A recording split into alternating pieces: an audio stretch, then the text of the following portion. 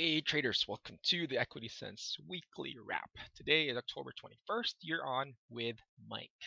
Before I begin, I want to remind you guys that we do have an S&P 500 futures class tomorrow, which is ES on tomorrow's Saturday, October 22nd, from 2 to 5 p.m. Eastern. So this is our class light uh, session, and it's going to be done via Cisco WebEx on a webinar sort of style. Notes and of course recordings will be available for you. We're only taking up to 5 students per group, so if you're interested, you better go to the website www.equitysense.com to register, or of course contact Gavin or anybody on that form, and we'll be able to get back to you and make sure you got your spot. I think it's a pretty good class. It also applies to those of you who trade SPX or SPY. It teaches you exactly how we trade the S&P. A lot of people have considered and have been trading the S&P because of its flexibility, liquidity, as well as just the ease. The key advantage of trading an index, especially as the biggest one, which is the S&P, is that you don't have to do a lot of research. You're really just using, a lot of things about what's happening in the market, and then whatever technical analysis or whatever fundamental analysis you like to use. And that's really it. Rather than trading stocks, you have to know what's going on in the stock and all the headlines and all that stuff. So something to note, if you are interested, let us know, and we'll be more than happy to help you. We usually have these classes when people confirm, and if there's a class you're interested in, let us know, and maybe we can probably create one for you as well, and maybe we'll even have more people in there. So moving on for this week, it's a very, very boring week. We see the S&P still quite weak. We had the last presidential debate on Wednesday, which, as usual, CNN said that Clinton won. I'm indifferent.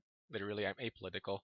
It doesn't really matter to me who wins on November 8th. So whatever, it's just a tradable event, regardless of what it is. We had some earnings this week. Goldman was good. eBay was not so good. ISRG was good, but still collapsed. And then I think Netflix was the biggest one this week, where everybody really enjoyed going long. It beat all the estimates and whatnot. So something to kind of note for those of you who have some concerns is that there is a huge significant cash burn, but the stock price in terms of its movement doesn't seem to care about what's happening there. So if you're long, you can ignore what it is said. You can just be happy because you're making so much money. So that's just something to note. Moving on to the macro side, there hasn't been really much. Pound yen or pound has been just basically range bound, but still to the downside. Oil still stuck between 50 and 52. Gold had a measured move at 1270, then came back down. It's really hard to be very, very bullish in gold when the dollar keeps going higher. So who knows? Fed speakers this week were very, very, very hawkish. Perhaps, probably the biggest sort of event that caught everybody's radar, or was caught in everybody's radar, was the ECB meeting on Thursday, where Draghi was perceived as being dovish, which is weird.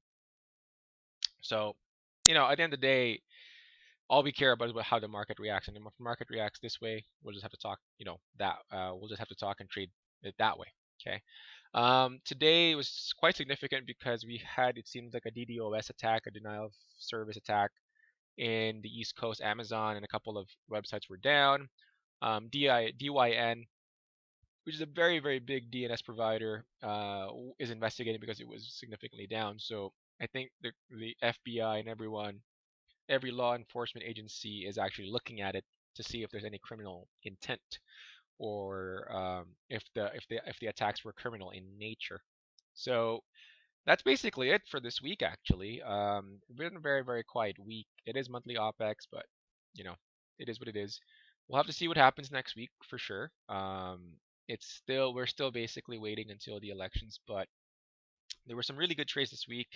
Some that were really not so great, but the losses were very, very tiny compared to all the good ones, especially like Netflix. So Netflix was pretty good in terms of going along. So those of you who did pretty well this week, pat yourself on the back, celebrate. It's always good to celebrate your wins.